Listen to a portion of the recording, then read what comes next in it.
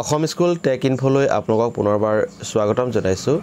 শিক্ষা সেতু অসম এপত এটেন্ডেন্স দিব যাওঁতে বিভিন্ন সমস্যাৰ সন্মুখীন হৈছে। উদাহৰণস্বৰূপে এটেন্ডেন্সটো ক্যাপচাৰ কৰাৰ পিছতে শ্ৰিংক নহয় বা সিনক্ৰনাইজ কৰিব পৰা নগৈছে। ইয়াৰ মূলতে কাৰণটো হৈছে যে যেতিয়া এপটো আপডেটিং কৰি থকা হয় বা তেওঁলোকে কিবা চেঞ্জিং কৰি থাকে তেতিয়া এই ধৰণৰ সমস্যাটো সৃষ্টি হয়। তেনে ক্ষেত্ৰত আপুনি কি কৰিব, আপোনাৰ এটেন্ডেন্স লোৱাৰ পিছত মানে ধৰি লওক আপুনি অফলাইনত এটেন্ডেন্স ল'ব পাৰে। যদি আপুনি এটেন্ডেন্স ল'ব পৰা নাই, মানে এটেন্ডেন্সৰ যেটো অপচন আহিব লাগে সেই অপচনটো যদি নাহে, তেতিয়া আপুনি কি কৰিব, মোবাইলটোক অফলাইন মোড কৰি ল'ব।